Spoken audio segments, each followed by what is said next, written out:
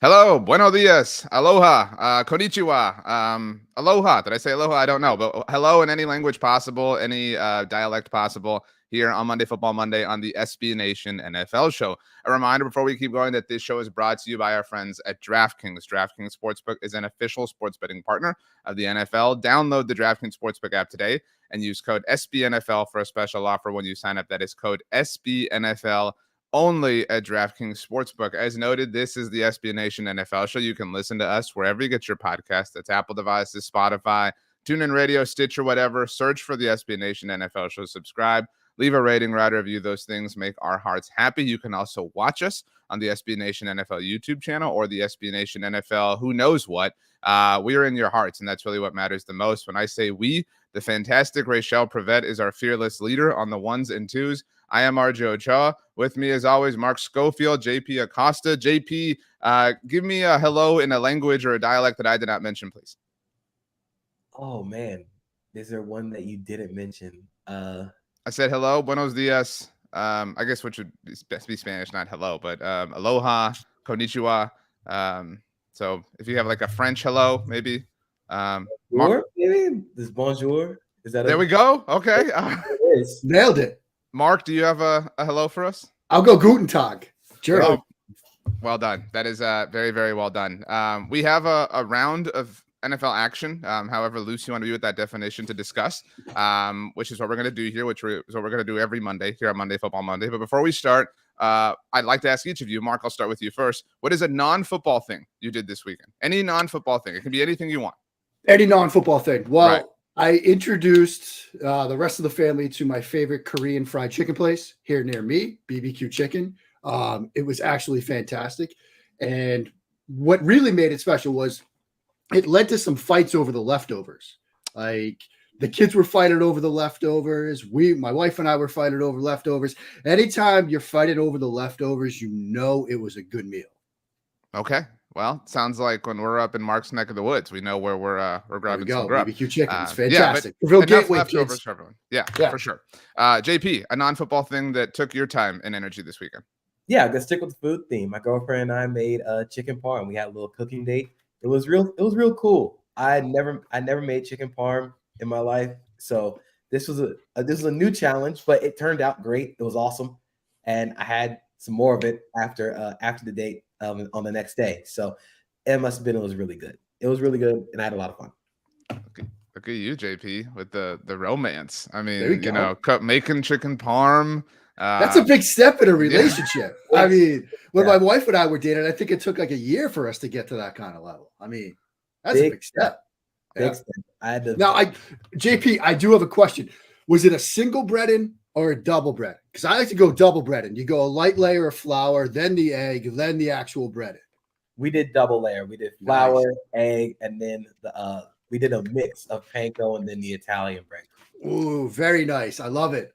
JP, I am impressed. Was there wine involved at all? I mean, like, there was wine involved. I'm not a big wine person. I figured that out. I figured out I'm not a big wine guy. It just didn't taste great, but I was just there for the vibes. The vibes were high, so I finished it. Well, congratulations to you and the GF. That sounds like a swanky sort of affair in the Acosta household. So, RJ, what about you? Well done, JP. Very kind of you, Mark. So I was very excited because I saw that PGA 2K was one of the free games this month in the PlayStation Store. So I downloaded it. That is my I will play that game mindlessly forever. So as soon as the wife and kid went to sleep, threw on some podcasts, not ours because I listen to it, when I do it. But listen to some podcasts and start. I have no problem admitting, I like to live vicariously through the career mode of games like this. So I was on the PGA Tour in my mind. I started off on the Corn Ferry, you know what I mean? Have to be humble beginnings. Right. So hopefully playing through our golf branch here at SB Nation will cover my career someday. We'll see. There you go. That would be fantastic. Yeah. And maybe, if I'm in the Florida area, there's a lot of, tournaments down there. JP will invite me to stumble a boat and cook up some chicken parm. You know what I mean? We'll see. Got a fun little adventure plan. We have a plan for the future. I know Rachel is going to award the MFW MVP, but I think to segue us into football, Rachel, you were at the Ravens Eagles game. Is that correct? Can you offer us some insight, some takeaway on how your heart was torn having to watch your favorite team and the team that you cover here at SB Nation? You had the fit going. It looked like a great day to be Rachel Prevet. I did go with neutral colors on, I could have wore a jersey, but I didn't. I chose to wear gray, so that was nice. But I did get some pictures. That was like my first time, not my first time, but my second time at M&T Bank Stadium. So I got like a picture out front of the stadium with like the Ray Lewis statues. That was a lot of fun. And I was very torn. I was literally just telling JP and Mark this before the show. Never experienced that before. But, I got to cheer for both. It was cool to see them all at the same place at one time.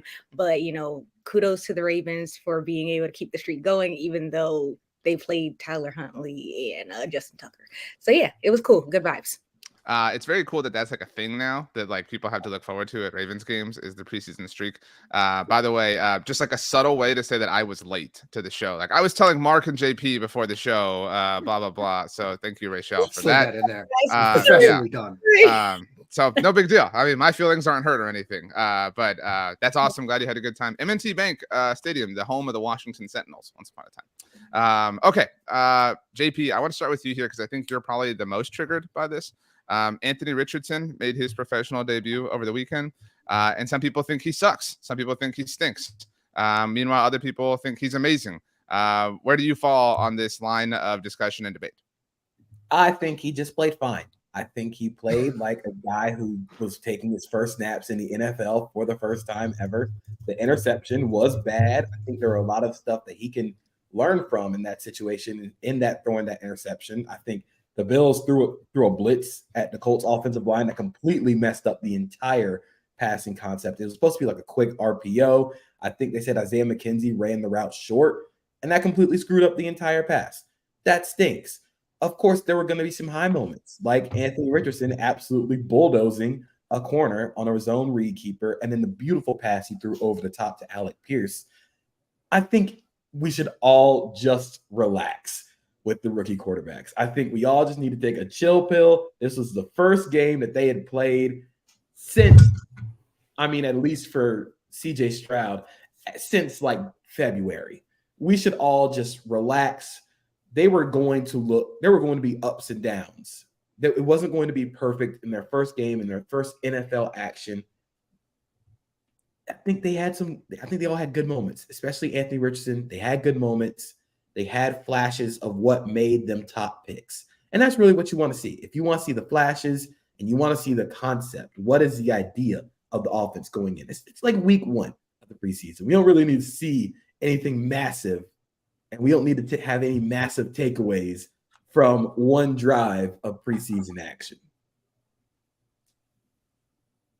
Mark, do you have a polar opinion on this, like one way or the other? Because JP's was really I am pretty much in lockstep with JP on this. We need to calm down. Like, we legitimately need to calm down. Now, I know that people get excited to have football back, and we want to fire off the takes, and we want to confirm the priors.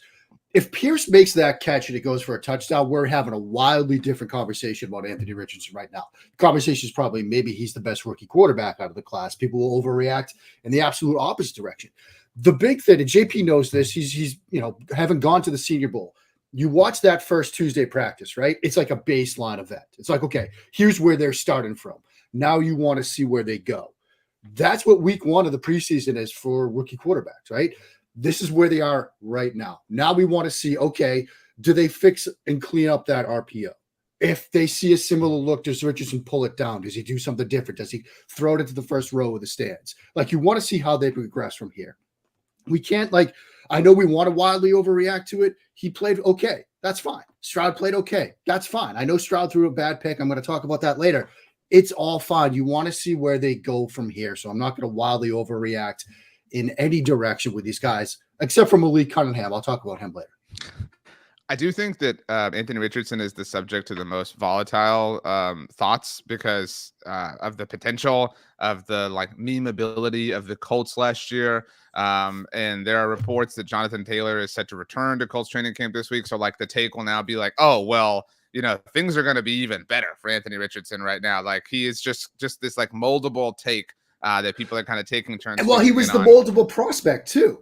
because he was Right. like the most polarizing prospect of the group. Like you either loved him or you hated him, and so you're either going to love what he's doing or you're going to hate what he's doing. I think that's just going to be the story of his rookie season, is people read it into what they want to see. And I think an important thing to remember about Anthony Richardson's rookie season is that he only started 13 games at Florida. Yeah. He hasn't thrown a lot of passes like at the college level. He hasn't thrown a lot of passes at the NFL level. It is going to take time. It's not going to look perfect right away. But the most exciting thing about this offense and what potentially the offense could look like is Anthony Richardson can elevate the floor of the offense while he learns about passing in the NFL with his running ability. We've seen what Shane Steichen did with the Eagles with Jalen Hurts' ability as a runner to cause conflict to opposing defenses. And Anthony Richardson can do the same thing, if not better, than Jalen Hurts. I mean, you're not going to find guys who are 6'4". I think they said now he's up to like 250 pounds and runs a 4.4 40 at 21 years old. You don't find guys like that very often. So it's going to take time, but really all you need to see in the first week of the preseason is what do you think this offense is going to look like? What is it going to be based in? You need to have a foundation, some sort of idea of what to expect in the preseason, in the regular season. You don't need to see exactly like results right away. You don't need to be going out and scoring 40 points in the preseason, but it's cool to see the proof of concept, the idea that you're bringing into the offense. The good news for Anthony Richardson is that if it doesn't work out, and he plays for a few other teams in the NFL, at some point in the future, he can wear like his Colts shorts and his Buccaneers jersey and like his Raiders helmet or whatever. And exactly, that's what I'm saying. So like the path has been laid. Carson Wentz has been a trailblazer in that sense. I mentioned the Raiders helmet. The Raiders had their way with the 49ers, which is obviously indicative of everything to come in the 2023 NFL season. I want to save JP's take here because he was really sensitive about this last week.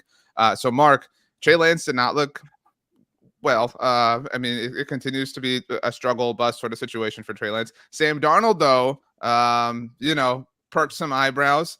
I mean, where like, I guess my question is, do we feel like we know more about the 49ers or maybe even care more about the 49ers quarterback situation than we did at this time a week ago? I mean, I think it's pretty much status quo for the most part. They're going to give Lance an opportunity to win that QB2 job, but it seems like Darnold is slowly doing what he can to take it away from him. I mean, Lance had some moments where he just didn't see underneath defenders. Like he had the touchdown pass in the end zone that went through and underneath defenders' hands. He had another play underneath, went right through the underneath defender's hands. Like that's going to be a problem for him that he needs to overcome. And we know in that offense, look, if you can just get to the right read, put the ball where it needs to be, Kyle Shanahan's going to be pretty happy with you. And that's kind of what Sam Darnold seemed to do. Now, having written a couple years before when he was in Carolina that, oh, maybe we're seeing the new Sam Darnold, I'm wary of going all in on that because I've been burned before. I still think that Lance is going to get opportunities because I think there are sections of that playbook he can unlock that Darnold and perhaps even Purdy can't. But it's the basic things that you need to do in that offense that Lance seems to still be sort of struggling with. I still want to see him keep that QB2 job, but the odds are slipping away from him right now. JP. I agree with Mark in that the QB2 job is kind of slipping through Trey Lance's fingers. But I also think that it's watching the 49ers yesterday was kind of a larger endemic problem that the NFL has. And there is a large lack of quality offensive line depth around the NFL. It's generally very bad. And of course, it's because like you're not going to find guys who are 6'4" and above, 300 plus pounds and above, just walking down the street. You're not going to find guys like that who aren't already on an NFL roster. So it just stood out to me how bad that offensive line was. Of course, Trey Lance had his own issues, like Mark said, with getting to the underneath defender.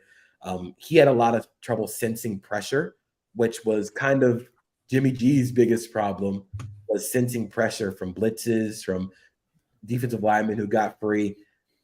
He did have some good moments. I think there were a bunch of passes where he threw over the middle that looked really nice. I think that's probably his greatest trait right now is how aggressive he is throwing the ball over the middle of the field. But like I said, it was rough. It was rough, and you kind of want to see him with the starters or with some actual like competent offensive line play in order to draw a fair and accurate like depiction of what Trey Lance could be in a not a perfect world, but at least semi-perfect. So it looked kind of bad, but it also didn't really change anything for me. You're both really tapped into football Twitter. And so correct me if I'm wrong. Are there like Trey Lance stands remaining? You know what I mean? Like is there like a hive that is like, no, like that is explaining away? There are some, but their numbers are dwindling.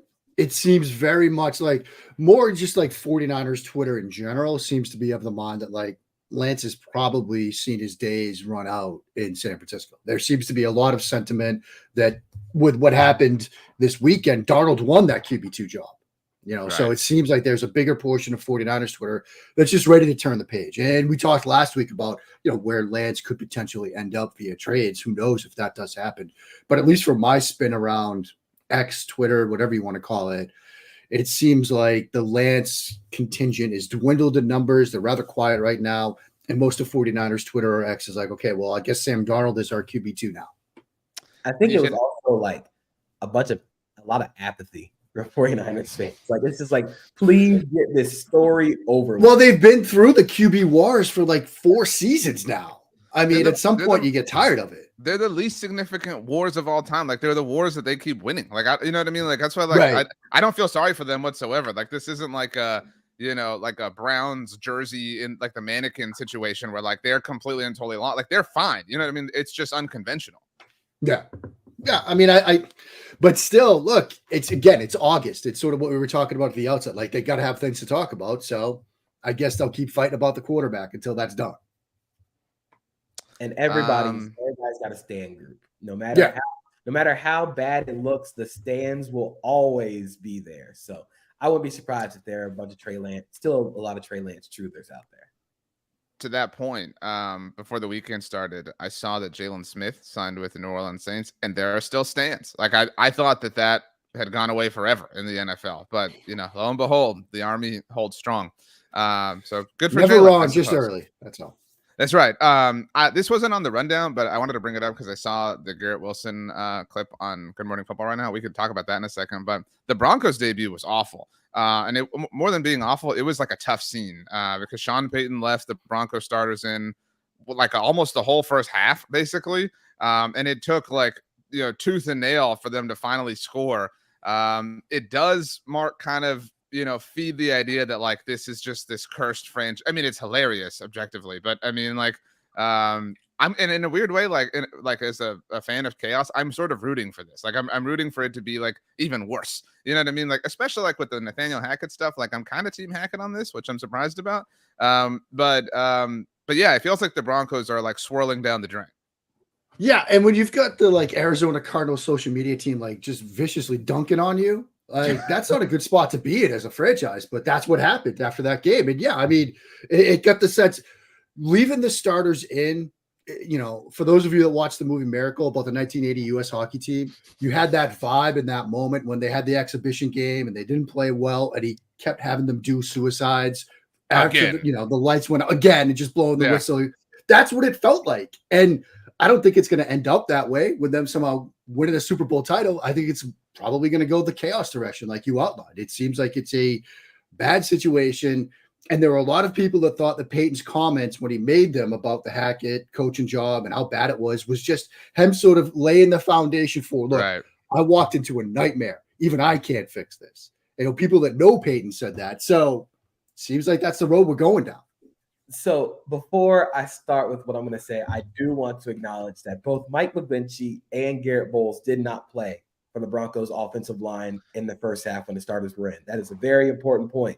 Who cares? However, there were two major things that I saw with watching the Broncos offense. The first one is Russ, man. You got to stop. You got to stop doing this. You got to, please. Because the biggest thing that stood out to me is Russ still does not look confident in himself in throwing the quick game. And that's going to be a major problem.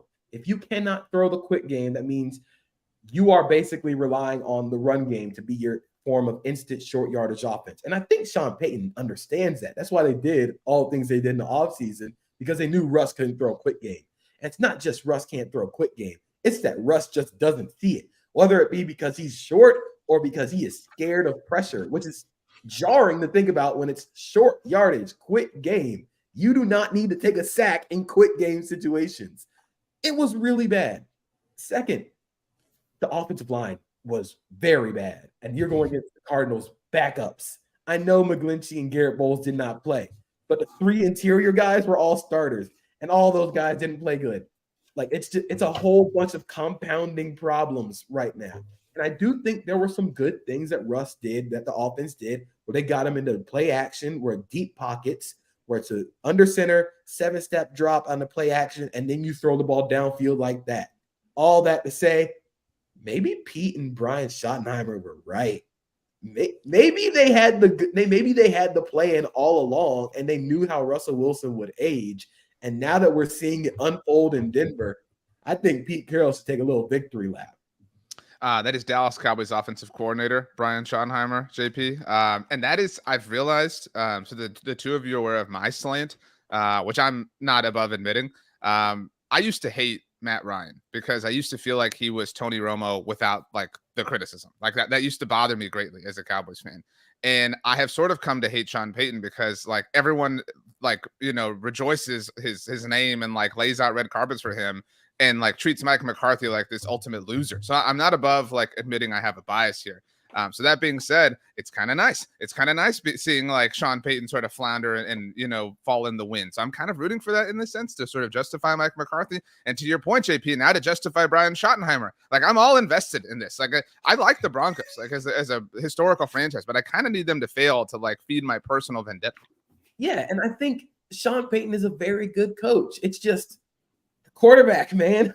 Like we know what you're going to get from Russ at this stage in his career. He is not changing how he is going to play quarterback. However, if he's not going to change, he has to get better at what he's doing. And if he's not going to be able to throw quick game on a shotgun and just be scared all the time, and if he can't escape pressure like he used to because he's 33, 34 years old, the Russ magic doesn't work like it used to. Like you have to modify your game now. And it doesn't feel like Russ is doing that well enough to the point where like, hey, like I know we said earlier, it might be like it's week 1 of the preseason. We need to relax a bit, but this is a little bit alarming because of what we saw last year. It was the same thing, but you changed everything except the quarterback, and it still looks the same. That's a problem. Mark, last thing, did you notice, or if you did, what were your thoughts on the Cardinals' new uniforms? But I understand if you didn't notice, because not a big fan. I feel like, and I think JP wrote about this. Like they were pretty underwhelming. Yeah, I mean when they came out, but everybody was like, wait till like they're in a game. You know what I'm saying? Yeah. Like they were. It didn't change anything. No, they were lame and dumb. Yeah, I mean I don't understand two things when it comes to uniforms. Why do teams put the logo on the jersey? Like the logo's on the helmet. You know what I mean? Like literally like a foot up. Why do you have like a patch on your like if it's gonna be like a cardinal, have it be a different cardinal. You know what I'm saying? Like not the same one. Yeah. Also, why do you need the name of the city or like the word Cardinals? You know, like what I don't understand why there shouldn't be any font on your jersey. It should except for the name on the back. That's my take. Yeah. It just seems like I'm not a fan. Actually, this is the last thing. Did either of you see the Garrett Wilson thing? Absolutely. Mark, correct me if I'm wrong. So Garrett Wilson did a sideline interview during the preseason opener, wearing a bucket hat and sunglasses. No. A Gilligan hat. Oh, thank you. Excuse me. And sunglasses, didn't have his jersey on. Right. And this is Sean Payton had gone on this, like, I guess a diatribe of sorts last week and said, like, I don't want to see that. So do you buy that this was Garrett Wilson, trolling Sean Payton? 100%. Absolutely. I mean, he got it like every single item on that not to do list. He checked off. Like sunglasses, check. Gilligan hat, check. Interview in game, check. Uniform on, absolutely not. Like he went right down the list that Sean Payton outlined. Like, and again, we've talked about this. We need rivalries. We need beef. And if we're going to get Jets Broncos as the beef this year, instead of say Eagles Niners or anything else that's available, fine. Let's lean into it. He absolutely knew what he was doing. I'm actually impressed at how deliberate he went about being a hater. And that's the most impressive thing about being a hater. When you go to extreme lengths, where you go to even the smallest minute detail of hating and just to completely trash another team. I am so here for this. I am here for all of the hatred. I'm here for all the beef. Again, we need to fight. Week 5. Y'all got a chance to settle it. Y'all doing all this talking. Go ahead and just fight them. So this is a little get off my lawn-ish. But so like I think what we all enjoyed about the Broncos last year was like how they fell completely on their face, right? Like after they acted like they won the Super Bowl when they traded for Russ. Like it was very like JP, I know you'll appreciate this, like the Heat acquiring LeBron and Chris Bosh, like having the like celebration and stuff, like a soccer team's like debut or whatever. I feel like the Jets aren't really learning anything from this. You know what I mean? Like what have like Garrett Wilson is a highly accomplished player. Like I don't think any of us are going to disagree with that, but like why don't y'all relax a little bit? You know what I mean? Like, I think the Jets this is a little bit, I respect the troll. I respect the feud. I respect the fight, but this is a little bit of feeling yourself in my mind. Like this will come back to bite you if the Broncos destroy the Jets, which would be objectively funny as well. You know how that gets changed? You know how all that talking gets changed? Somebody gets punched in the face. Look, week 5, you have the chance. You have the ability to do the funniest thing ever, which is just start a fight pregame. I need somebody to be about that action. And the Jets have a bunch of players who are about that action. Let's go ahead and get it started. Don't even wait for the kickoff. Just go ahead pregame. Get it started. You can fight during the game if you want. After the game, there's just got to be a fight. I told you both I had an old man take when it comes to this, but I'll save it for a little bit from now. Mark, where were you when Deuce Vaughn became the NFL's greatest rusher? I think I was at the neighborhood pool, just kind of hanging out and letting life Sunday vibes come to me. I mean, I think, look, the bigger question, RJ, is where were you when that happened? Well, you both know what this is like. I was drowning in content. Like I had a moment, like, where like so much stuff is happening that you're like, I actually don't know how to process this mentally. You know what I mean? Like I don't know what to do first. So it was like, I got to get this blog up. I got to get this post up. I got to get this tweet. I got to get this done. My dog was barking. Then I was hungry. I was thinking about what I was going to eat. I was trying to also enjoy the moment. So it was a very hectic content creation sort of like, moment in time for me. I will say this, Deuce Vaughn is like, I have been weary of buying in because the whole storyline is very Cowboys. And like, did y'all know his father is a scout for the team? Like we've heard it a million times. Like we don't have to do this every single time the dude is on television. And a lot of people were quick to kind of anoint him as RB2 behind Tony Pollard. But a lot of people have questions about pass protection, given his size and things like that. But the game kind of like, I don't know if either of you watched all of it, but Malik Davis, who, had a run with the Cowboys last year, was really bad. Rico Dowdle, who's been promising for the Cowboys, fumbled. So like the door was like wide open for Deuce Vaughn. It doesn't need much of a crevice, but he took it all. I mean, like it was electrifying. I mean, it was one of the most like Dallas Cowboys things possible to happen. It was incredible, JP. Do you think he wins that RB2 job, or do you think he's just like RB3 change of pace guy? I think it's his job. I mean, like, it depends how you define RB2. Like that's such a, vague thing. Like, is he the first, running back in line for carries behind Tony Pollard? I don't know. But what I do think is that he has a far more distinguished and defined offensive role than either Malik Davis or Rico Dowdle. A conversation we've had a lot of Belong with the Boys since last season ended was how when Tony Pollard got hurt in the divisional round in San Francisco, the only explosive playmaker on offense left was CeeDee Lamb. And the Cowboys had no options, and they've added Deuce Vaughn. They're starting to use Kevontae Turpin on offense. They obviously traded to Brandon Cooks. Michael Gallup's another year removed from the torn ACL. So, I mean, he offers that element, which is what Mike McCarthy is looking for. Yeah, and I think the biggest thing that stood out about Deuce Vaughn watching him Saturday, was how many times he minimized the amount of hits he took. And that's something that as a running back, you have to be able to do. You want to be able to make people miss. Deuce Vaughn can just naturally make people miss with his agility, the acceleration. He made 2 Jaguars defenders tackle each other, which was just very, very hilarious to see, including Antonio Johnson, who the Jaguars are very high on as a very sure tackler. He made him just touch earth as a deep safety. He was an isolated receiver against linebackers. He won those matchups. He's going to get a lot of playing time for the Cowboys. I think he's very well set up to be RB2, but I think the better question is, where were you when Nathan Rourke took over the country and became Canada's finest export, touching God and becoming football Jesus in the middle of the game? I Mark, wrote about that play. Yeah, you wrote about it. Like, that was ridiculous. And I'm willing to say right now that's the best play we'll see all preseason. That was insane. Like, what? 3 sack attempts. He's like wrapped up, going to the ground, and to get off that kind of throw with that kind of velocity, that's absurd. It's ironic that you of all people wrote about it, Mark, because it was very Eli Manning, Super Bowl 42-ish. So I mean, it had those vibes. In fact, this is that moment in The Simpsons where Bart like pauses. Is like, this is the moment where his heart broke in half, Lisa, right here. But so actually, full disclosure, my I don't have cable, but my Fubo, not an ad, and I'm a fan of theirs, but it went out, like the service, the game broadcast went out, like not the service, but so it went out for like 30 seconds, and I actually missed this live, and I saw a tweet that somebody was like Nathan Manning, and I was like, what just happened? Like, you know what I mean? So then like it came back, and I saw, I was like, holy crap, this is incredible.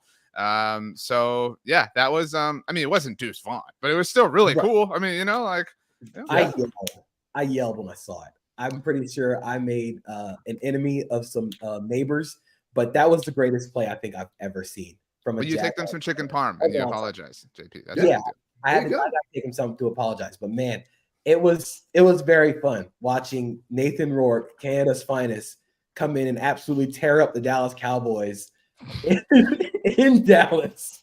Just the greatest moment of all time. I think that Nathan Rourke could be traded now. If anybody wants to trade the Jaguars and high impact defensive tackle to go along on that defense, we'll trade you Nathan Rourke and you can have your QB of the future. Well, JP, maybe you should hold off, because Trevor Lawrence threw an interception on his second pass of the game. That was one of the ugliest throws I've ever seen him have. That's true. That's true. It might be Nathan Rourke time, you know? I told you about that. I had an old man take. I really hate when things become popular and then people act like they're the like original person to do this. So the deuce is loose. We're done with it. We can retire it. It's been said too many times already. Like, stop. Yeah, we're not doing that. We're not doing that. And, You're not doing JP, that. We have some suggestions. We got to stop it though. People have to stop that. And what did we say? Toad? We said Toad. I said he was built like a Goomba. I said Baby Mario, which I think Baby Mario works too. Baby Mario is really good.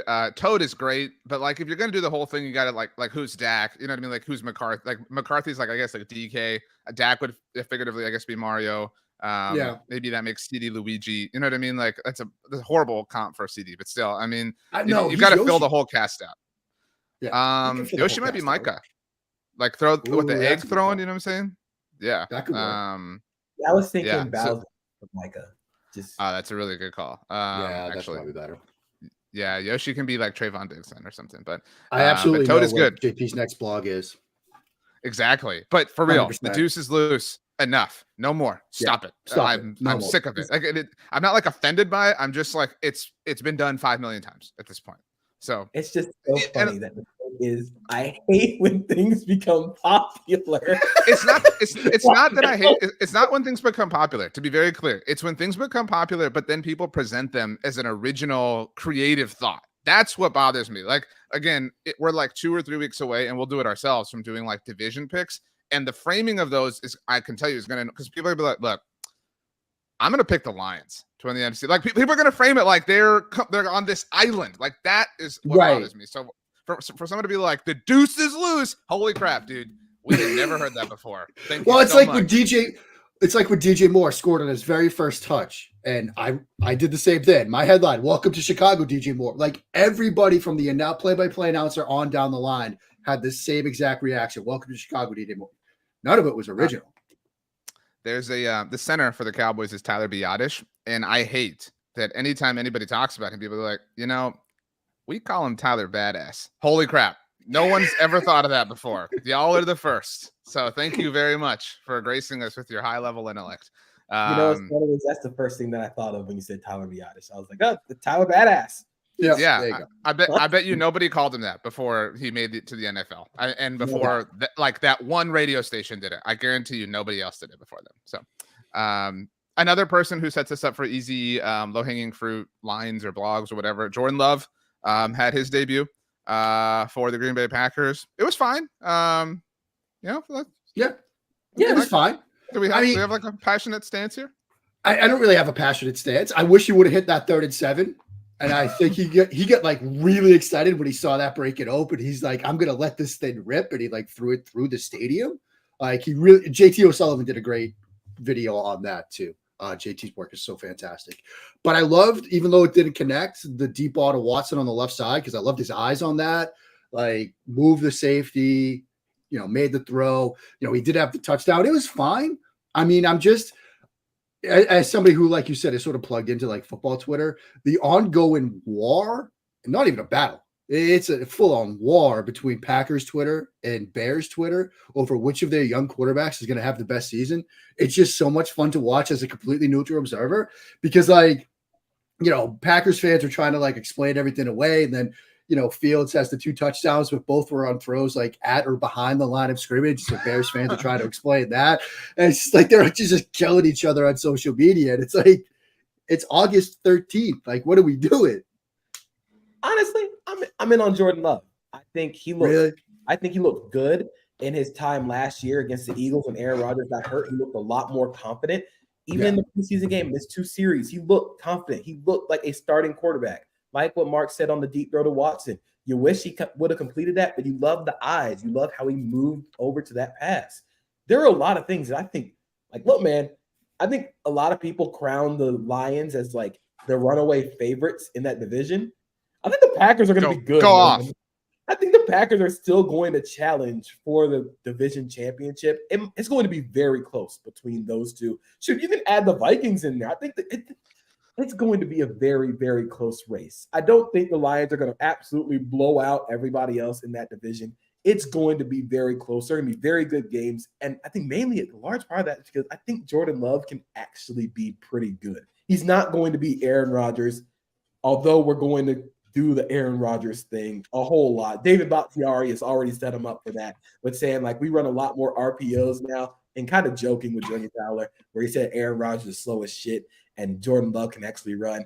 That's funny, but he's not going to be Aaron Rodgers. But he's going to be fine. He's going to be good to me. I think he's got a lot of stuff working for him. I think the Packers have a lot of stuff working for them in that offense.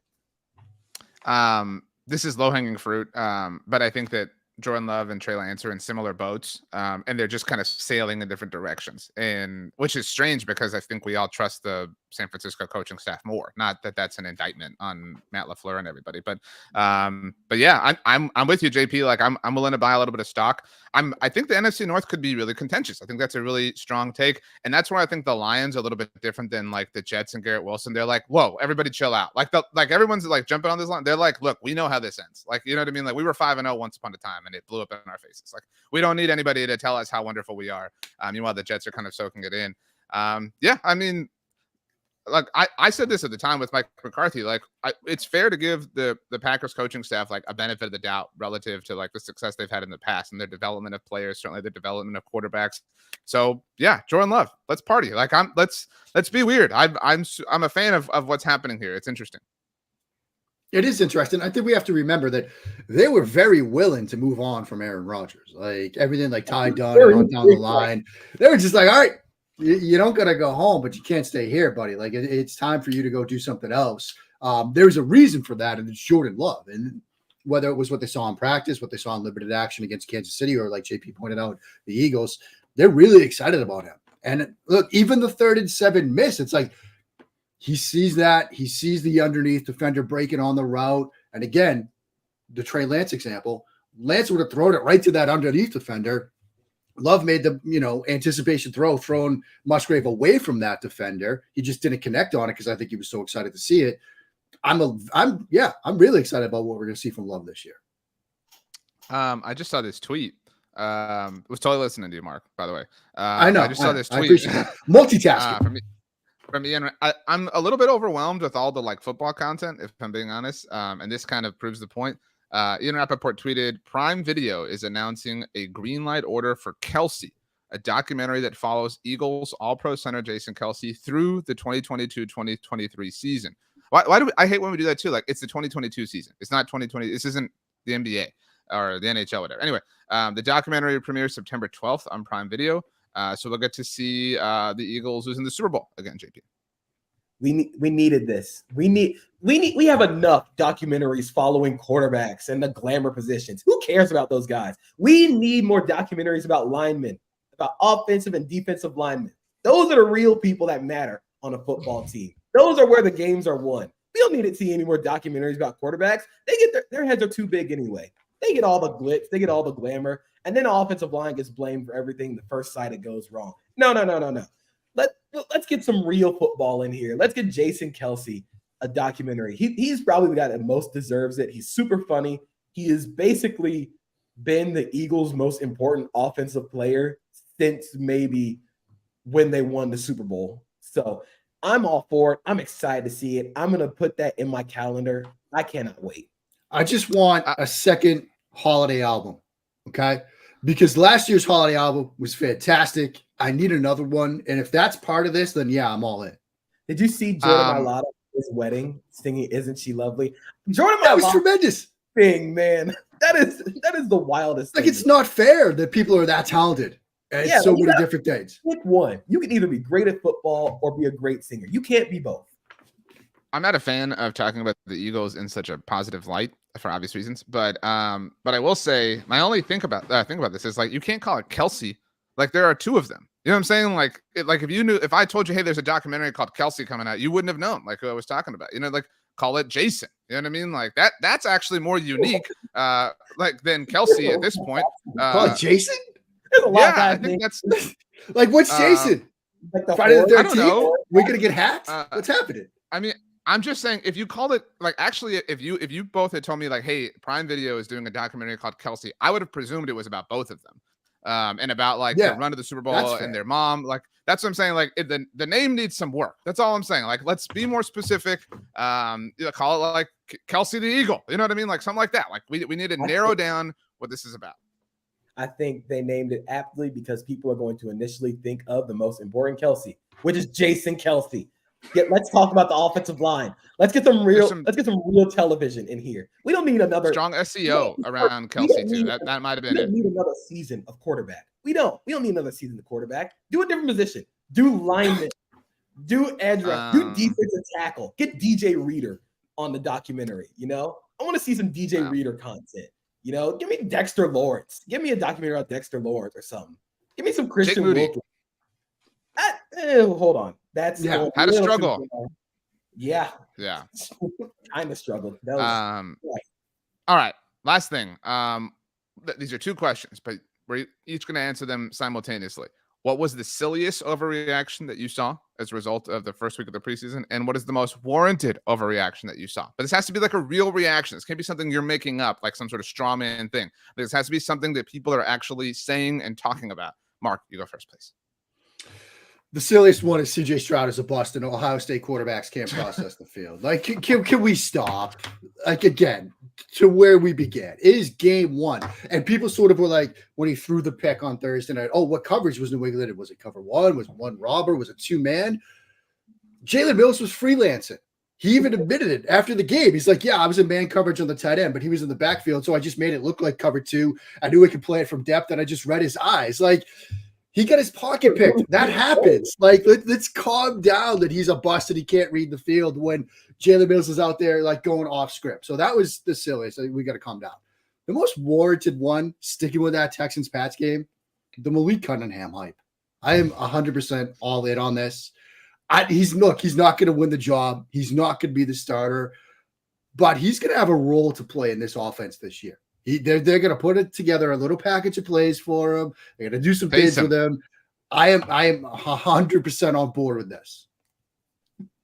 I can already see like it's going to be an important division game against like the Jets and like the Malik Third and Cunningham. 1, and Cunningham comes in and they take Mac Jones off the field. Yeah, that's not going to make for content. We're gonna have both of them on the field. Malik Cunningham's gonna line up at receiver. He's gonna do the old Edelman thing.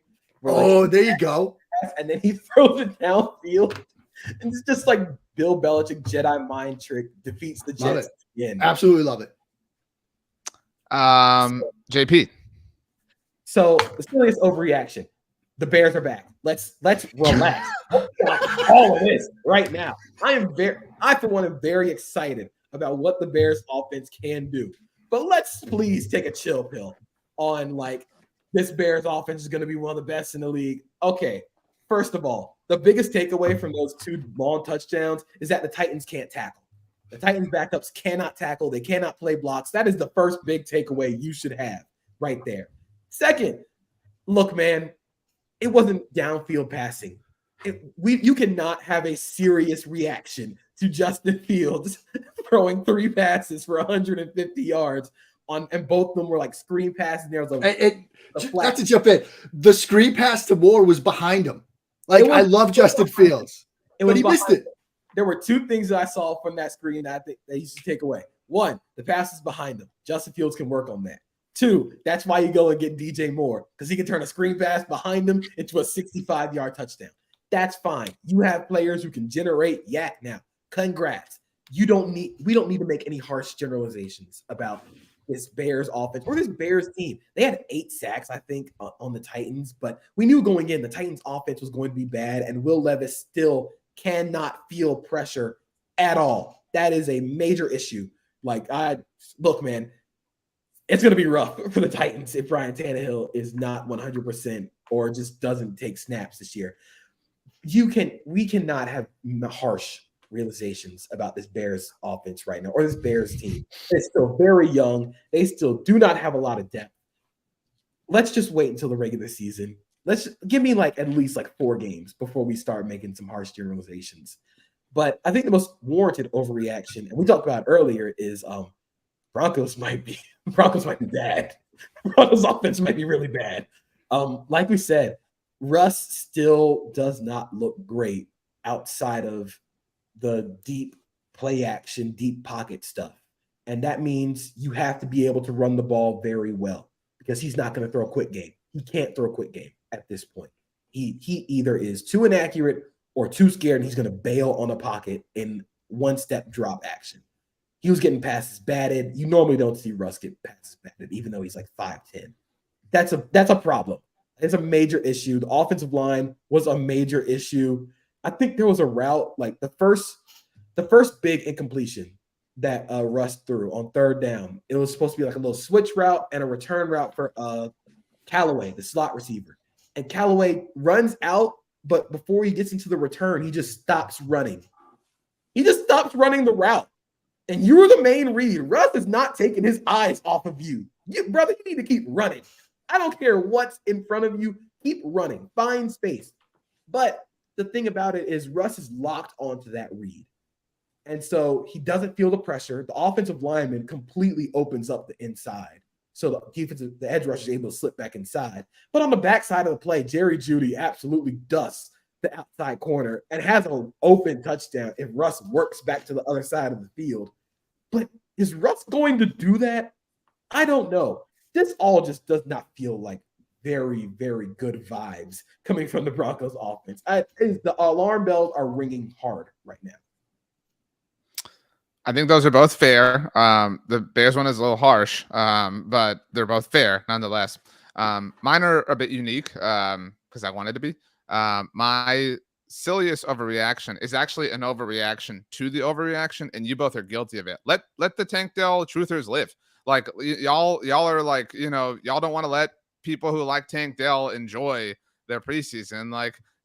So there's this reverse overreaction now happening where people have to and I think some of this was the effect of it being the first preseason game or outside of the Hall of Fame game. It was in that Thursday window.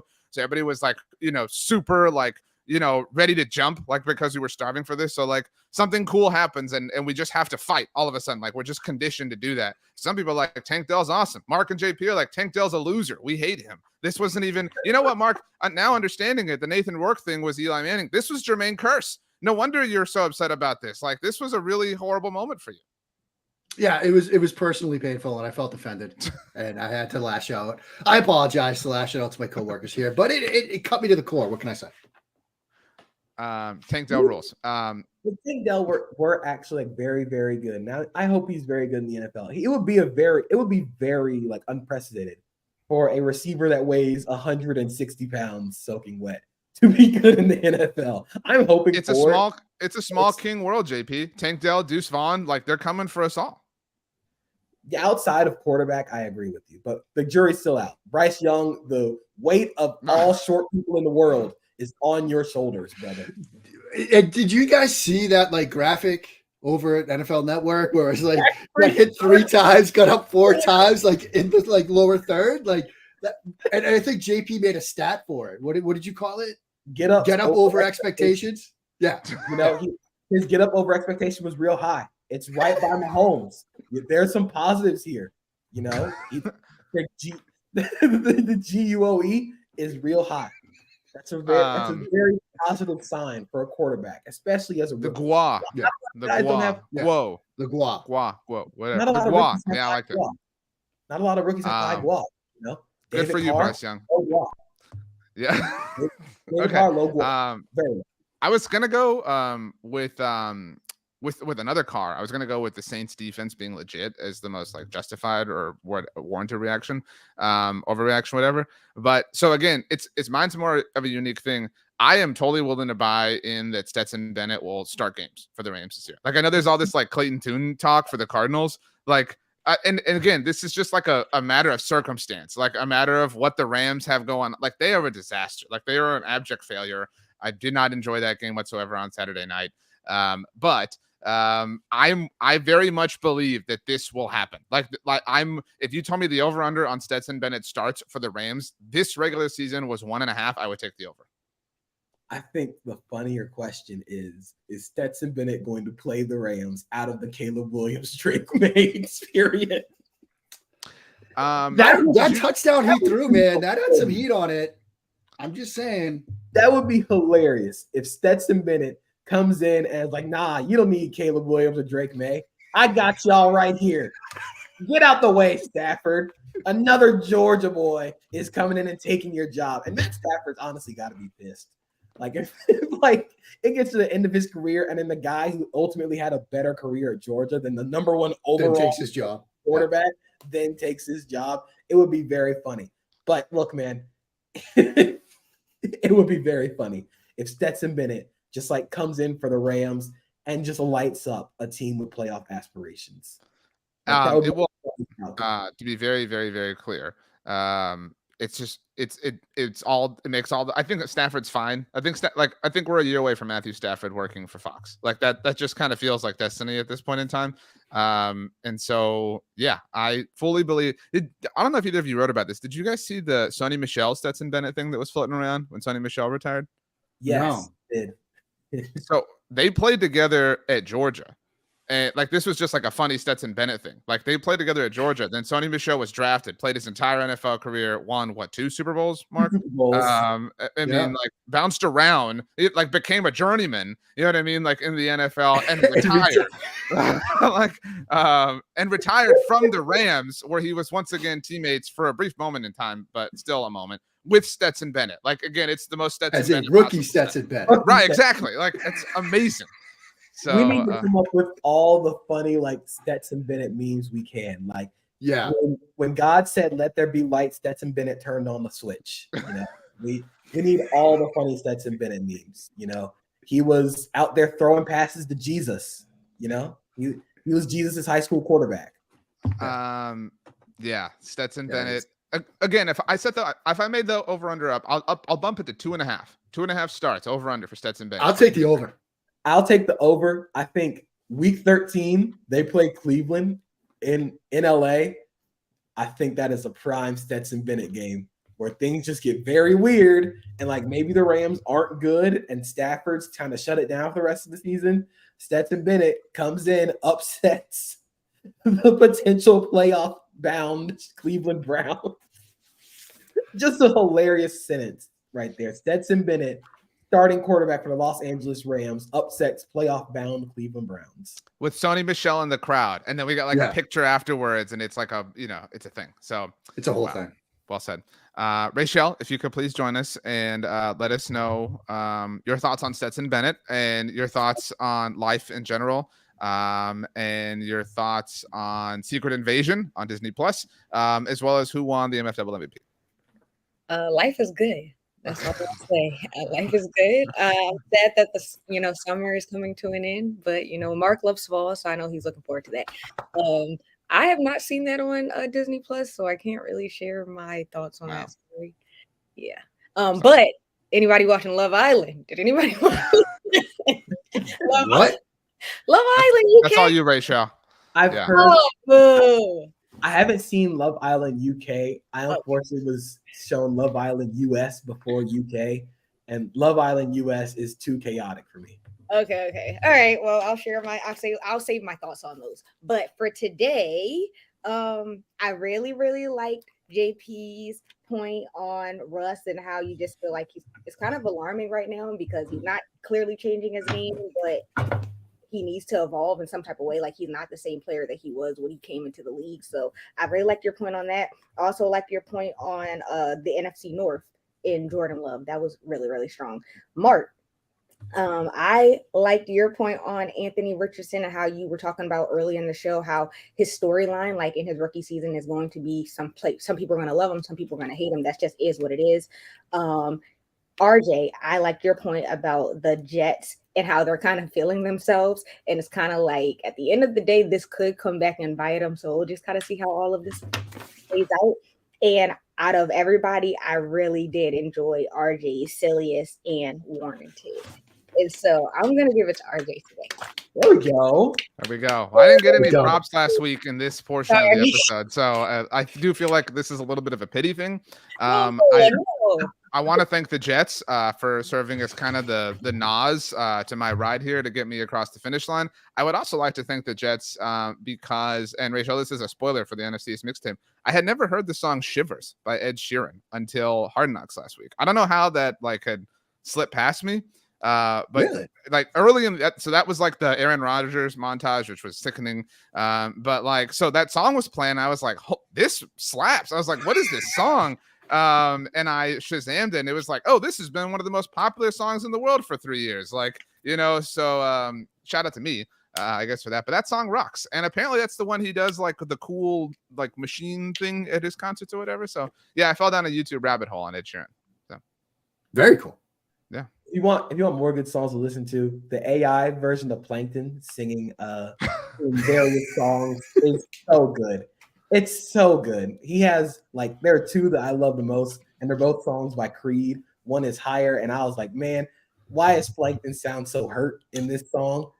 And then With Arms Wide Open. I don't know why Plankton really rocks at the divorced dad rock songs. I need a whole album of Plankton just singing divorced dad rock. Plankton was the original Short King, JP. He paved the way for Bryce Young and Deuce Vaughn and Tank Dell. So we really have him to thank for it. The gua on Plankton has to be extraordinary. Massive. Extraordinary. Record leading gua. As we leave, I would like JP to say the word gua 8 times. Ooh. Gua, gua, gua, gua, gua, gua, gua, gua.